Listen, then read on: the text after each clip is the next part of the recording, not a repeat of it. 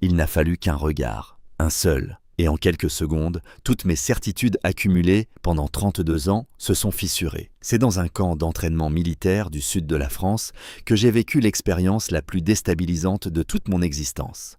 Pas physiquement, sur le terrain, mais à l'intérieur de mon crâne. Un sentiment interdit, une réalité que je refusais d'admettre depuis toujours, jusqu'au jour où tout a explosé.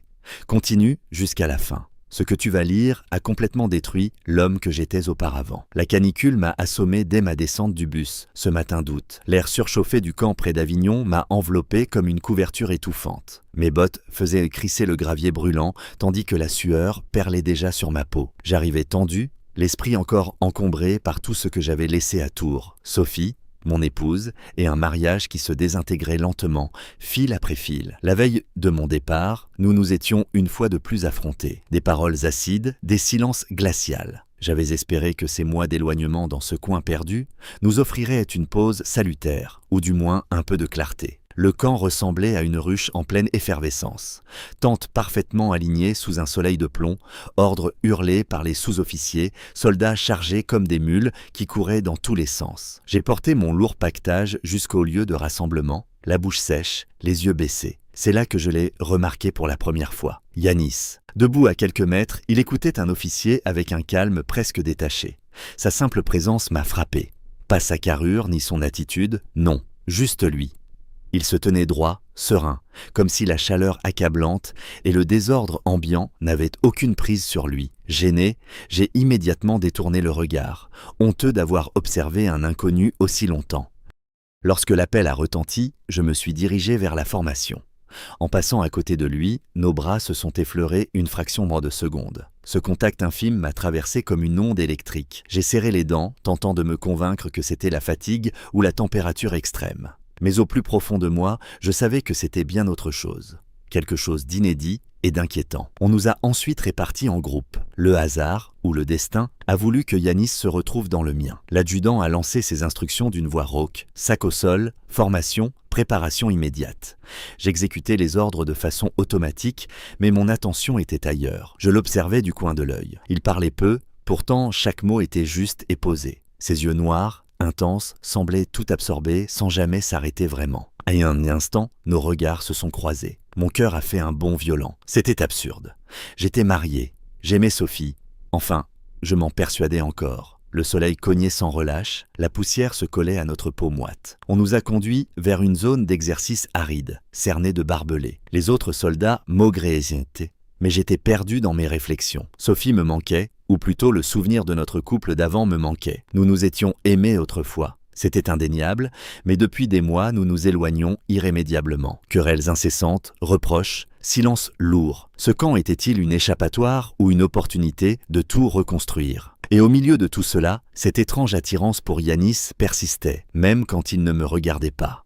Pendant la pause, j'ai bu une eau tiède à l'arrière-goût métallique. Yanis s'est installé sur une pierre plate non loin, essuyant son front d'un geste lent et maîtrisé. Je me surpris à détailler ses mouvements économes. Il a soudain levé les yeux. Nos regards se sont accrochés. Cette fois, une chaleur nouvelle, plus intime que celle du soleil, m'a envahi. J'ai détourné la tête précipitamment, mal à l'aise, et j'ai fixé le sol pour reprendre contenance. Quand l'adjudant a donné l'ordre de repartir, nous nous sommes remis en colonne. Yanis se trouvait juste derrière moi. Je sentais sa présence presque physiquement. « Ça va aller ?» m'a-t-il demandé d'une voix calme et basse. J'ai seulement acquiescé, la gorge nouée, incapable d'articuler un mot. Mon cœur tambourinait dans ma poitrine sans raison apparente. J'avais toujours été un homme sûr de lui, de ses choix, de son identité. Pourtant, sous ce soleil impitoyable, près de cet inconnu, tout mon monde intérieur commençait à trembler. Nous avons repris la progression. Je tentais désespérément de penser à Sophie, à ses cheveux blonds, à nos moments heureux d'autrefois. Mais plus je m'accrochais à son image, plus elle s'effaçait, supplantée par ce trouble nouveau, et le souvenir du regard de Yanis. Je me répétais que ce n'était qu'une passade, une faiblesse passagère. Pourtant, une voix intérieure me soufflait déjà que ma vie venait de basculer pour de bon. L'entraînement s'est abattu sur nous comme une machine implacable.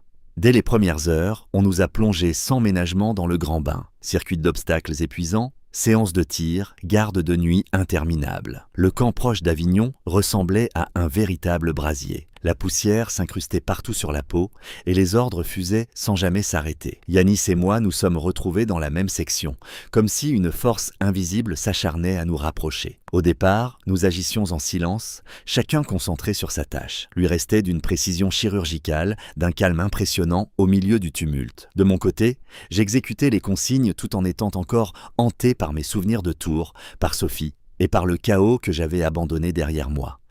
Sur le terrain, nous nous soutenions instinctivement. Quand il franchissait un obstacle, il me tendait la main sans un mot. Au stand de tir, je couvrais ses angles morts d'un simple coup d'œil. Notre coordination était instinctive, presque évidente, comme si nous avions toujours travaillé ensemble. Les autres soldats se plaignaient ou tentaient de détendre l'atmosphère avec des blagues, mais nous avancions dans une bulle silencieuse, efficace et concentrée. Pourtant, à chaque mouvement, je percevais sa présence avec une intensité particulière, une chaleur qui n'avait rien à voir avec la température étouffante d'août. Je tentais de me convaincre que c'était seulement l'adrénaline de l'exercice, mais une voix intérieure me murmurait le contraire. Les journées se sont enchaînées rapidement, et les conversations ont fini par naître, d'abord hésitantes. Un soir, après une séance particulièrement harassante qui nous avait laissés ruisselants, nous nous sommes assis sur des caisses au bord du terrain. Les autres étaient déjà partis manger, mais nous restions là, la fatigue rendant l'atmosphère plus douce et les silences plus naturels. Sans vraiment y réfléchir, j'ai commencé à parler de Sophie. Cela fait des mois qu'on ne fait que se disputer, ai-je lâché en regardant mes chaussures. Je ne sais même plus si nous nous aimons encore.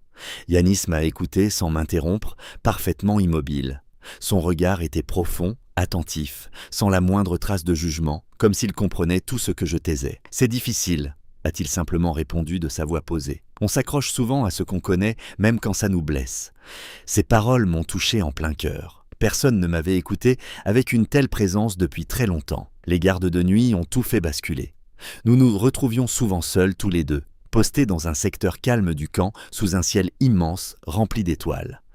Le silence du paysage environnant était oppressant, seulement troublé par le bruit de nos pas sur les cailloux ou le chant lointain des insectes. Pour passer le temps, nous parlions de tout et de rien. Je lui confiais mes souvenirs de Tours, les belles soirées avec Sophie, avant que tout se dégrade, les conflits qui avaient tout empoisonné.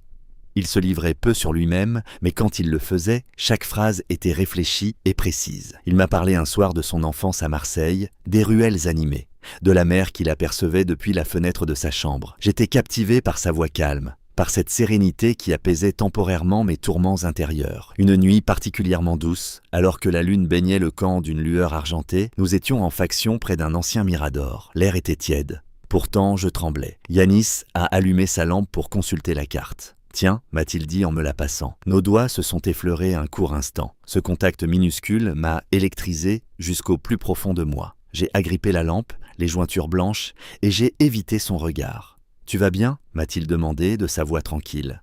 J'ai juste hoché la tête, la gorge serrée, incapable de prononcer un mot. Mon cœur battait à tout rompre. J'ai fixé l'horizon en comptant les étoiles pour tenter de reprendre le contrôle.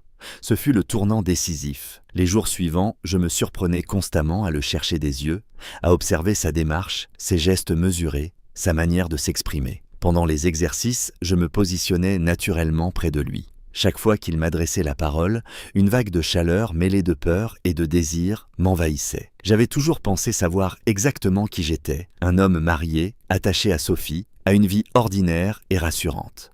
Mais à chaque échange, à chaque regard partagé avec Yanis, une crevasse s'élargissait en moi. Ce n'était plus une simple camaraderie entre soldats. C'était bien plus puissant, bien plus risqué.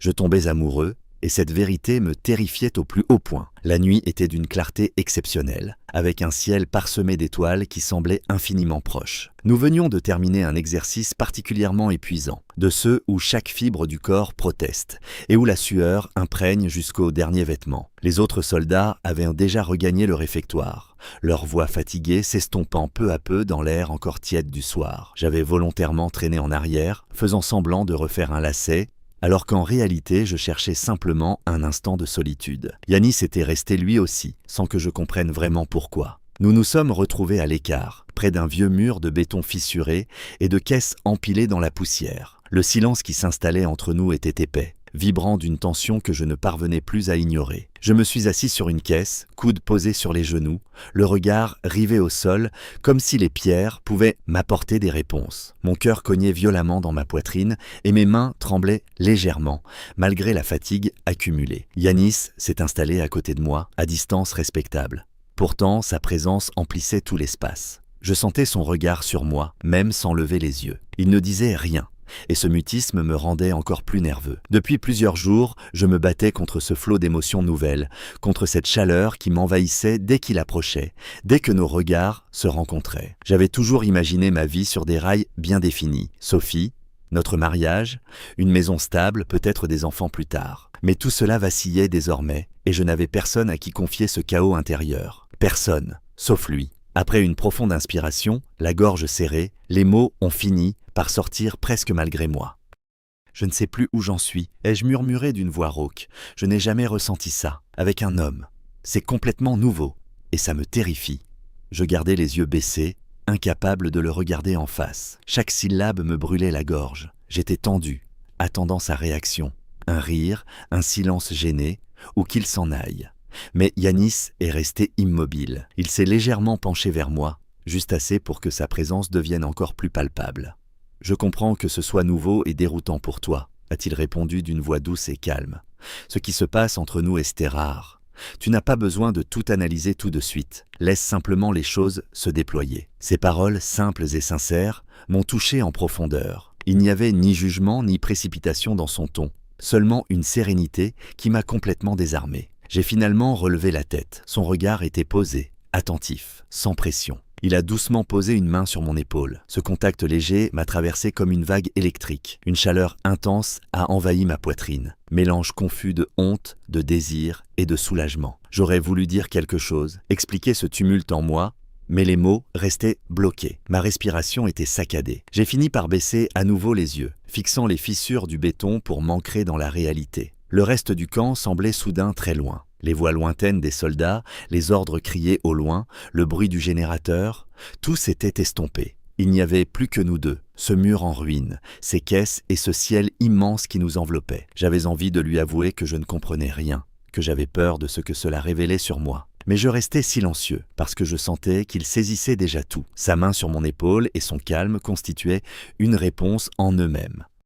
Pas une solution définitive, mais une promesse silencieuse que je n'étais plus seul face à ce bouleversement. Les minutes se sont écoulées lentement. La boule d'angoisse dans ma poitrine s'est un peu desserrée, juste assez pour me permettre de respirer plus librement. Yanis a retiré sa main avec une lenteur délibérée, puis s'est levé. « On devrait rejoindre les autres », a-t-il dit d'un ton naturel, presque léger, tout en me laissant le temps de me recomposer. Je me suis redressé à mon tour, les jambes lourdes. Nous avons marché côte à côte vers le réfectoire. Le gravier crissait sous nos bottes et je percevais encore la chaleur fantôme de sa main sur mon épaule comme une marque discrète. Je ne savais pas où cette histoire nous conduirait, mais pour la première fois, j'acceptais l'idée que je n'avais pas besoin de tout comprendre immédiatement. Ce soir-là, après les dernières patrouilles, le camp plongea dans un calme trompeur et oppressant. Les bruits des exercices de la journée s'étaient enfin tus, laissant place aux chants stridents des insectes et aux soupirs irréguliers du vent contre les toiles des tentes. J'avais prétexté une vérification de matériel pour m'échapper, mais au fond,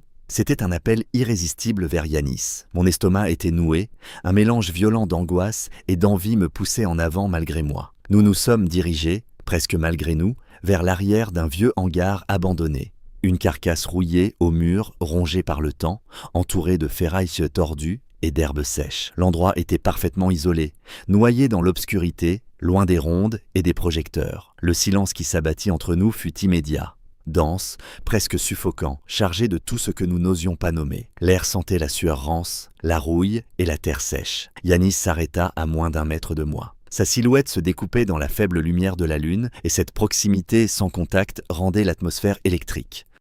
Pour briser cette tension insupportable, je me mis à parler sans filtre, les mots se bousculant dans ma bouche. Je racontais pêle-mêle la glissade ridicule du matin sur la pente boueuse, l'arme qui s'était enrayée au tir, les appels de plus en plus froides de Sophie, ses reproches à travers le téléphone, cette garde où le froid m'avait gelé jusqu'aux os. Chaque phrase était une digression désespérée pour éviter l'essentiel, cette attraction qui me dévorait vivant. cette faille béante dans tout ce que j'avais cru être, mes vœux de mariage, mon identité entière qui se fissurait. Yanis m'écoutait sans m'interrompre, parfaitement immobile, ce qui rendait mon agitation encore plus visible et humiliante. La pression montait seconde après seconde, un raclement de gorge, un léger déplacement qui rapprochait nos corps, ma respiration qui devenait saccadée, la sueur qui coulait le long de ma colonne vertébrale. Dans ma tête, c'était la tempête, et si je parlais ?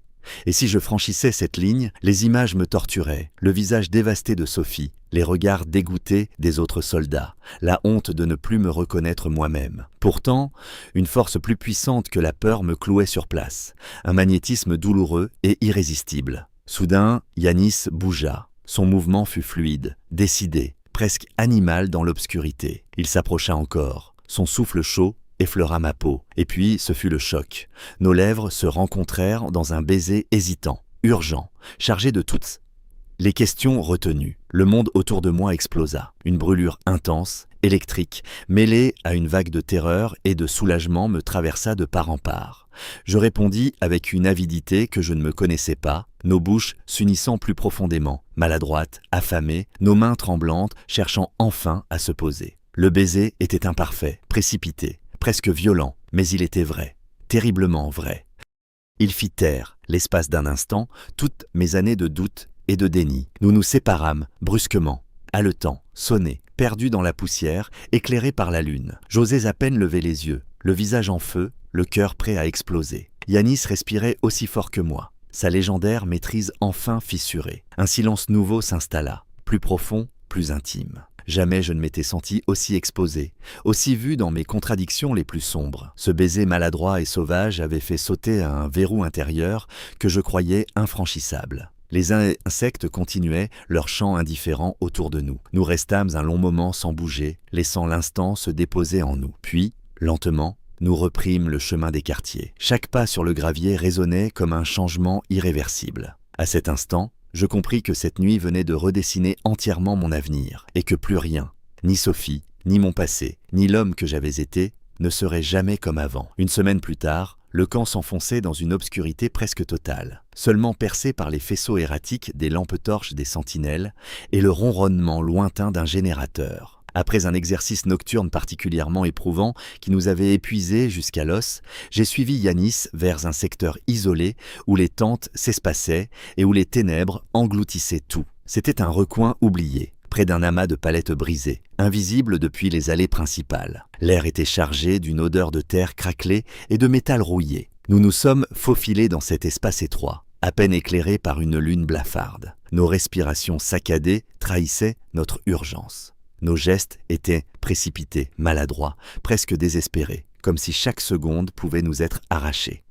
Chaque caresse, chaque pression des doigts portait une intensité sauvage, un défi direct à l'ordre militaire qui nous entourait. Mon cœur tambourinait violemment, balançant entre une euphorie grisante et une terreur viscérale d'être surpris. Ce moment volé à la discipline du camp nous appartenait, mais il pesait comme un secret trop lourd, prêt à nous écraser à tout instant. Nous nous sommes séparés, essoufflés, tremblant. Le silence retomba, lourd comme une chape de plomb. Je fixais le sol, la gorge nouée, encore bouleversé par la violence des émotions que nous venions de partager. Yanis, à mes côtés, reprenait son souffle, son calme légendaire, fissuré par l'intensité de l'instant. Aucun mot n'était nécessaire. Pourtant, en retournant vers les quartiers, une ombre sinistre planait au-dessus de nous. Nous n'étions pas seuls. Je le sentais dans mes tripes, comme un courant glacial qui me glaçait malgré la chaleur nocturne. Romain rôdait constamment. Ce grand soldat nerveux, aux gestes secs et agressifs, tournait autour de Yanis comme un prédateur. Je l'avais repéré dès le début, mais désormais sa présence prenait une dimension menaçante. Il surgissait précisément quand nous cherchions l'intimité, son regard tranchant rempli d'une hostilité à peine voilée. Pendant les entraînements, il se collait à Yanis, lançant des remarques apparemment anodines mais empoisonnées de sous-entendus. Un matin, au stand de tir, je l'avais vu lui murmurer quelque chose à l'oreille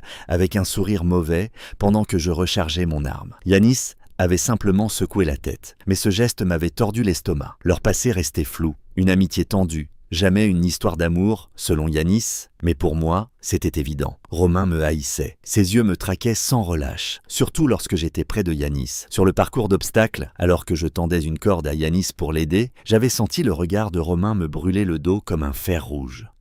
Au réfectoire, il s'asseyait toujours à proximité, mastiquant lentement, ses yeux passant sans cesse de l'un à l'autre comme s'il cherchait à percer notre secret. J'essayais de l'ignorer, mais chaque coup d'œil faisait monter en moi une angoisse suffocante. Il savait, ou du moins, il soupçonnait, et cette certitude me rongeait les nerfs. Une nuit, après une garde, je l'ai croisé seul près des points d'eau. J'étais venu remplir ma gourde, l'esprit encore embrumé par les moments partagés avec Yanis. Romain s'est approché, ses bottes écrasant le gravier avec agressivité. « Tu passes beaucoup de temps avec lui, non ?» a-t-il lâché d'une voix basse et venimeuse. J'ai haussé les épaules, feignant la désinvolture, mais mon pouls s'est emballé furieusement. « On est dans la même section, c'est tout !» ai-je répondu en évitant son regard. Il a ricané, un rire sec et mauvais qui m'a fait serrer les poings jusqu'à la douleur. « Fais attention à toi.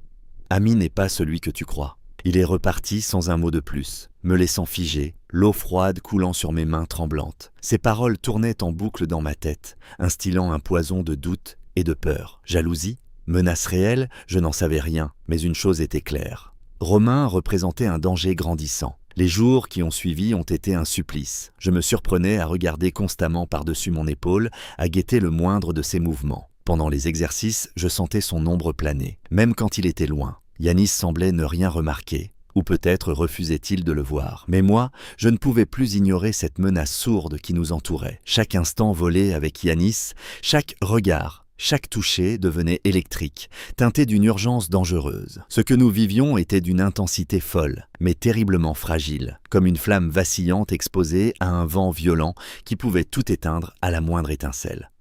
Les appels de Sophie se multipliaient, devenant presque quotidiens. Sa voix au téléphone vibrait désormais d'une anxiété palpable, comme si elle tentait désespérément de retenir quelque chose qui lui échappait irrémédiablement. Je répondais par monosyllabes des « oui », des « ça va », des banalités qui sonnaient creux et artificielles. J'essayais parfois d'écrire des lettres, assis sur mon lit de camp sous la lumière froide d'une petite lampe, mais les mots refusaient de venir sincères. Je parlais du soleil écrasant, des marches épuisantes, des routines du camp, tout sauf la vérité qui me rongeait. Mes silences en disaient bien plus que mes phrases, et elle le percevait douloureusement. Un soir, pendant une visio, son visage pixelisé m'a transpercé à travers l'écran. « Il y a quelqu'un d'autre, n'est-ce pas ?» a-t-elle demandé, la voix brisée mais tranchante. J'ai ouvert la bouche, cherchant un mensonge, une excuse, n'importe quoi pour apaiser la situation. Rien n'est sorti. Mon silence assourdissant a tout avoué. Elle a serré les lèvres, les yeux brillants de larmes contenues, et a coupé la communication. Je suis resté longtemps dans le noir, le cœur broyé, conscient qu'un gouffre infranchissable venait de s'ouvrir entre nous. Au camp, la situation a rapidement dégénéré. Romain, avec sa rancœur qui couvait comme une braise prête à tout incendier, a fait exploser la tension. Un midi, après un exercice où la poussière collée à la sueur me brûlait la peau, je me dirigeais vers le réfectoire, l'esprit embrumé. Yanis marchait un peu plus loin, en discussion avec un autre soldat. Romain m'a bloqué le passage près de l'entrée, sa silhouette massive occultant le soleil. « Tu t'imagines vraiment que tu comptes pour lui ?» a-t-il craché d'une voix basse et venimeuse. Ces mots m'ont frappé comme un uppercut. La colère a jailli instantanément. « De quoi tu te mêles ?» ai-je répliqué, la voix tremblante de rage contenue. Il a ricané froidement.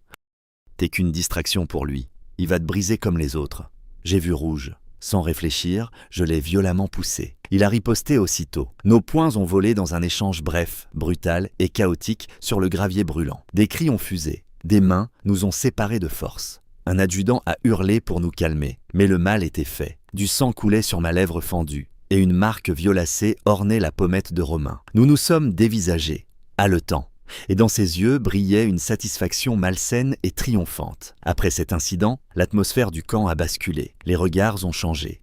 Ceux avec qui je plaisantais encore la veille me fixaient désormais avec méfiance ou curiosité malsaine. Pendant les entraînements, je sentais des coups d'œil insistants dans mon dos, comme des lames invisibles. Au réfectoire, les conversations s'interrompaient net dès que j'approchais d'une table. Un matin, en préparant mon paquetage avant un parcours, j'ai surpris 2 soldats qui murmuraient derrière moi, des bribes de phrases lourdes de sous-entendus. Ils savent, me répétais-je en boucle, le ventre noué par l'angoisse, la gorge serrée. Savoir quoi exactement? Que j'étais trop proche de Yanis, que je n'étais plus le même homme, chaque regard, chaque silence devenait une accusation silencieuse. Le camp, avec sa discipline de fer et ses codes tacites, semblait se refermer sur moi comme un piège. Yanis m'a rejoint ce soir-là près d'un ancien réservoir d'eau, à l'écart des projecteurs. Il paraissait tendu, presque inquiet, une rareté chez lui. « Arrête de rentrer dans son jeu », m'a-t-il soufflé d'une voix pressante et basse. « Si tu continues, ça va nous exploser à la figure. Je t'en supplie, sois plus prudent. » Ces paroles mélangeaient peur sincère et profonde tendresse, mais elles sonnaient surtout comme un aveu de notre extrême vulnérabilité. J'ai hoché la tête, la gorge trop serrée pour répondre.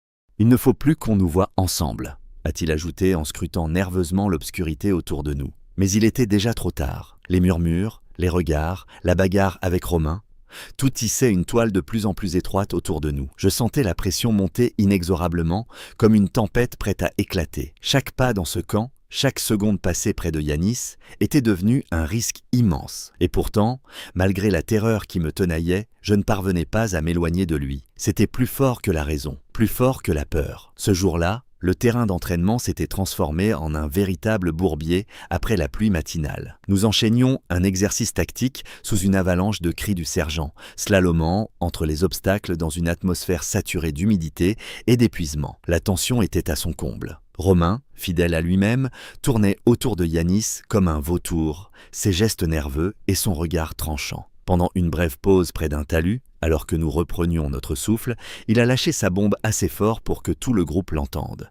« T'es toujours collé à lui, hein, jamais loin d'Aman. » Sa voix dégoulinait de moquerie et de provocation pure. Une rage brûlante m'a submergé, mais je l'ai contenu, les poings enfoncés dans la boue. Yanis, à mes côtés, s'est redressé, son calme habituel enfin craquelé. « Laisse tomber, Romain », a-t-il répliqué d'un ton sec et menaçant. Mais Romain s'est approché davantage, un sourire pervers aux lèvres. « Quoi ? T'as peur que je balance ce que tout le monde murmure déjà ?»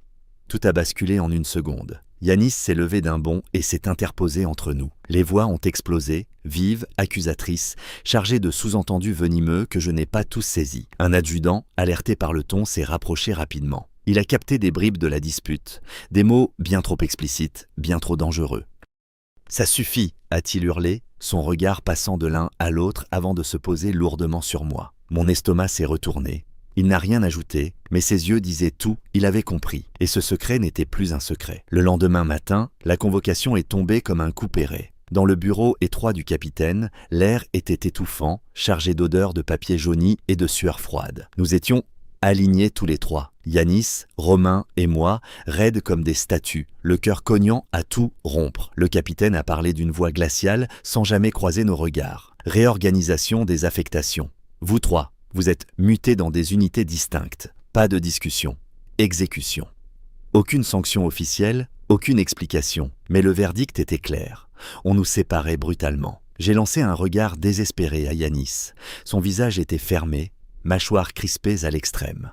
Romain fixait le sol, un sourire à peine contenu aux lèvres. La porte a claqué derrière nous comme un point final irrévocable. Avant de quitter définitivement le camp, je me suis isolé près du vieux réservoir pour appeler Sophie. Le vent sifflait autour de moi tandis que je collais le téléphone à mon oreille. « C'est fini !»